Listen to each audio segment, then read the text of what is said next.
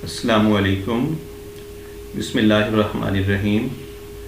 आज हम lecture number 11 लेंगे। टाइटल है इसका एम्पिरिकल फार्मूला। इसको हम डिफाइन करते हैं, the formula which gives us the smallest whole number ratio between the atoms of different elements present in a compound। एक ऐसा फार्मूला जो किसी कंपाउंड में मौजूद मुख्तलिफ एलिमेंट्स के एटम्स के दरमियान एक रेशो दे, एक तनासुब दे, और ये तनासुब दो शराइत पर मबनी होना चाहिए। एक ये स्मॉलेस्ट रेशो हो और दूसरा होल नंबर रेशो हो। मिसाल के तौर पर हमारे पास बेंजीन है C6H6, ये बेंजीन का मॉलिक्यूलर फार्मूला है, जबकि इस टाइटल के मुताबिक इसका एम्पिरिकल फार्मूला बनता है CH। कार्बन के साथ 6 सबस्क्रिप्ट में था और हाइड्रोजन के सबस्क्रिप्ट में भी 6 था। अगर इसको हम ओवरऑल 6 पे डिवाइड कर दें तो कार्बन भी 1 रह गया, हाइड्रोजन भी 1 रह गया। तो ये 1:1 ये इसका एम्पिरिकल फार्मूला बनती है बेंजीन का, क्योंकि ये एक रेशो है और ये रेशो स्मॉलेस्ट है, सादा तरीन रेशो है। ऐसे मजीद इसको छोटा नहीं कर सकते। क्यों नहीं कर सकते? इसको 2 पे डिवाइड कर दें, ये 0.5 हो जाएगा, ये भी 0.5 हो जाएगा। नहीं, डिवाइड करने से फिर ये होल नंबर नहीं रहेगी। होल नंबर भी रहे और स्मॉलेस्ट भी रहे तो तब ये CH ही बनेगी। दूसरा है हमारे पास ग्लूकोज। अब सब जानते हैं इसका मॉलिक्यूलर फार्मूला होता है C6, यहाँ पे 6 आएगा, H12O6। अगर हम इस पूरे को 6 पे डिवाइड कर दें तो इसके 6 कैंसिल हो जाएंगे, 1। 12 को 6 पे डिवाइड किया 2, और इस ऑक्सीजन के 6 को 6 पे डिवाइड किया 1, CH2O। ये ग्लूकोज का एम्पिरिकल फार्मूला है, सादा तरीन फार्मूला है 1:2:1 के साथ। ये वाटर है 2:1 के साथ, नाइट्रिक एसिड 1:1:3 के साथ, और ये सल्फ्यूरिक एसिड 2:1:4 के साथ। ये एक्चुअली मॉलिक्यूलर फार्मूला भी होते हैं, जिसको हम इंशाअल्लाह टॉपिक नंबर 13 में पढ़ेंगे। मगर ये at the same time empirical formulas भी हैं। क्यों?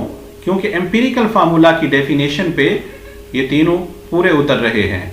ये हमें मॉलिक्यूल की रेशो दे रहे हैं, और ये रेशो 2:1, 1:1:3, 2:1:4, ये सिंपलेस्ट रेशो है और होल नंबर में भी है। अगर हम जनरल फॉर्म लिखना चाहें इसकी तो ये है AXBY। A कोई एलिमेंट है और X इसके एटम्स की तादाद है। जैसे बेंजीन में AH था और X1 था, और B एक एलिमेंट है और Y इस एलिमेंट के एटम्स की तादाद है, और बेंजीन में C के साथ दूसरा BH था और ये H की तादाद ये भी 1 थी। कहीं ये डिफरेंट भी हो सकती है, जैसे अमोनिया में N 1 होगा और H की तादाद 3 होगी। क्वेश्चन ये है कि हम एम्पिरिकल फार्मूला कैसे मालूम कर सकते हैं? तो इसका जवाब बड़ा सिंपल सा है। हमने 4 मराहिल से गुजरना होगा एम्पिरिकल फार्मूला को फाइंड आउट करने के लिए। इसका पहला स्टेप है कि हमें हर एलिमेंट की परसेंटेज का पता होना चाहिए, यानी कंपाउंड के अंदर उसकी कंपोजिशन, परसेंटेज कंपोजिशन जिससे मिलके वो बना हुआ है वो क्या है। यहाँ आप गुज़श्ता लेक्चर की बातें याद करें कि हमने एनालिसिस ऑफ कंपाउंड में पढ़ा था कि पहला पॉइंट हमें हर एलिमेंट्स की पहचान होनी चाहिए, आइडेंटिफिकेशन होनी चाहिए। और पॉइंट नंबर 2 था हर एलिमेंट के मैस का इल्म होना चाहिए। और तीसरा पॉइंट था हर एलिमेंट की परसेंटेज का इल्म होना चाहिए। और चौथा पॉइंट था एम्पिरिकल और मॉलिक्यूलर फार्मूला मालूम करना। आज हम गुज़श्ता टॉपिक के पॉइंट नंबर 3 परसेंटेज को आगे बढ़ाएंगे। तो परसेंटेज का अगर पता हो जाए तो इसको नेक्स्ट पॉइंट पे ले जाएंगे और इसके ज़रिए से हम ग्राम एटम्स मालूम करते हैं हर एलिमेंट्स के। ग्राम एटम क्या है? इसका दूसरा नाम है मोल। मोल से आप वाकिफ हैं मैट्रिक में, मगर इसको हम इसके 2 टॉपिक छोड़ के मजीद इंशाल्लाह टॉपिक नंबर 14 में डिटेल से लेंगे। तो ये मोल्स यानी ग्राम एटम्स हर एलिमेंट के कैसे पता चलते हैं? तो बड़े सिंपल हैं। हर एलिमेंट की जो पॉइंट नंबर 1 में हमने परसेंटेज मालूम की थी, हर एलिमेंट की परसेंटेज का बटा उस एलिमेंट की एटॉमिक मैस को बनाए। परसेंटेज पे जब एटॉमिक मैस को डिवाइड करेंगे तो हमें उस एलिमेंट के मोल्स यानी ग्राम एटम्स का पता चल जाएगा। हर एलिमेंट्स के ग्राम एटम्स यानी मोल इस तरीके से हम मालूम करते हैं। फिर पॉइंट नंबर 3 की तरफ आते हैं।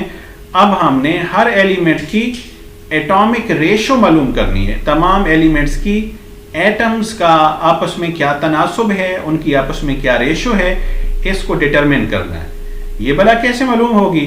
पॉइंट 2 में जो हमें मोल्स मालूम हुए, तो हर एटम के, हर एलिमेंट के एटम के मोल को हम लीस्ट वैल्यू पे डिवाइड करेंगे। जितने भी एलिमेंट्स थे तो उन तमाम एलिमेंट्स में जिस एलिमेंट की मोल की वैल्यू सबसे कम थी उसको सब पे डिवाइड करें। तो इस तरीके से हमें एटॉमिक रेशो आ जाएगी। और पॉइंट नंबर 4, एटॉमिक रेशो अगर पॉइंट नंबर 3 की होल नंबर में आए यहां पे, तो वो वजाते खुद क्या है? Empirical formula. अगर होल नंबर में ना हो, फ्रैक्शन में हो, इशारिया में हो, तो कोई मुनासिब हिंसा तलाश करके, सूटेबल डिजिट तलाश करके इसके साथ मल्टीप्लाई करते हैं और इसको होल नंबर में ले आते हैं, और वो होल नंबर सादा तरीन हो तो अब ये एम्पिरिकल फार्मूला कहलाता है। ये चारों स्टेप्स यकीनन आपको थोड़ा सा कंफ्यूज कर रहे होंगे। अब हम एक एग्जांपल सॉल्व करते हैं तो ये इंशाल्लाह बहुत आसान होंगे। एक बार इसको रिवाइज कर लें। पॉइंट 1, हर एलिमेंट की परसेंटेज का पता हो। पॉइंट नंबर 2, हर एलिमेंट की परसेंटेज पे उस एलिमेंट की एटॉमिक मैस को डिवाइड करें ताकि हर एलिमेंट के मोल्स की तादाद हमें पता चल जाए। पॉइंट नंबर 3, अब हमने हर एलिमेंट की जो एटम्स की तादाद है वो मालूम करनी है, और इस तरीके से हमें एक एटम की तादाद, दूसरे एटम की तादाद, तीसरे एटम की तादाद एंड सो ऑन जितने भी होंगे, तो इनके दरमियान एक रेशो, एक तनासुब का पता चल जाएगा। और चौथे पॉइंट पे हमने एम्पिरिकल फार्मूला मालूम करना है। आइए तो देखें एक एग्जांपल को। जी, ये एग्जांपल नंबर 3 है आपकी टेक्स्ट बुक में। हमारे पास है एस्कॉर्बिक एसिड जिसका दूसरा नाम है विटामिन सी। और विटामिन सी याद रहे ये वाटर सॉल्युबल होता है। एमसीक्यूज में भी आ जाता है, which of the following vitamin is water soluble? Vitamin C, vitamin D, vitamin E and all of the above. तो विटामिन सी, इसमें 3 किस्म के एलिमेंट्स हैं। कार्बन, उसकी परसेंटेज दे दी। हाइड्रोजन, इसकी परसेंटेज प्रोवाइड कर दी गई। और ऑक्सीजन, इसकी परसेंटेज भी बता दी गई। तो हमने इस एस्कॉर्बिक एसिड यानी विटामिन सी का एम्पिरिकल फार्मूला मालूम करना है। तो स्टेप 1 इन्होंने हमें दे दिया है, और स्टेप 1 है तमाम एलिमेंट्स की परसेंटेज कंपोजिशन। तो स्टेप नंबर 2 क्या था? हमने इसमें ग्राम एटम्स यानी मोल्स बनाने थे। और मोल्स कैसे बनाते थे? जिस एलिमेंट के एटम्स के मोल्स हमने मालूम करने हैं उसकी परसेंटेज। यहाँ पे कार्बन है तो इसकी परसेंटेज 40.92, और क्या इसका बटा है 12, 3.41 मोल्स या ग्राम एटम्स। और दूसरा है हमारे पास हाइड्रोजन। तो हाइड्रोजन की परसेंटेज क्या है 4.58। इसको डिवाइड करें, हाइड्रोजन, एक हाइड्रोजन की जो एटॉमिक मैस है 1.008, ये 4.54 मोल्स। और तीसरा है हमारे पास ऑक्सीजन, इसकी परसेंटेज है 54.5, इसको डिवाइड किया ऑक्सीजन की एटॉमिक मैस पे 16, ये बन गया 3.406 मोल्स। 2 पॉइंट सॉल्व हो गए, पहला परसेंटेज का और दूसरा हर एलिमेंट्स के मोल्स को मालूम करना। तो तीसरा पॉइंट क्या है, वो है एटॉमिक रेशो को मालूम करना। तो आइए इसको देखते हैं। पॉइंट नंबर 3 में हमने हर मोल्स को, हर एलिमेंट के मोल्स को लीस्ट वैल्यू पे डिवाइड करना है और लीस्ट वैल्यू हमारे पास ऊपर आ रही है 3.406, ये सबसे छोटी वैल्यू आई थी, इस पे हमने डिवाइड करना है। तो कार्बन की मोल्स की तादाद 3.41 थी, हाइड्रोजन की मोल्स की तादाद 4.54 और ऑक्सीजन के मोल्स की तादाद 3.406। तो ये स्मॉलेस्ट वैल्यू थी, इस पे सबको डिवाइड करें, इसको बजाते खुद, हाइड्रोजन को भी और कार्बन को भी। तो ये वैल्यू आ गई अप्रोक्सीमेटली 1, ये 1.33 और ये 1।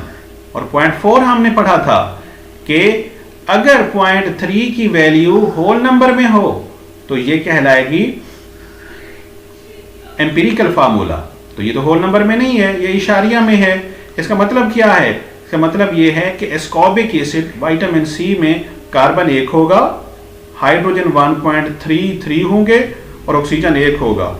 ये बात तो समझ में आती है कार्बन और ऑक्सीजन के एक और एक एटम का होना, मगर हाइड्रोजन के 1.33 एटम्स कैसे हो सकते हैं कि एक एटम पूरा हो और दूसरे एटम का 1/3 यानी 1/3 हिस्सा?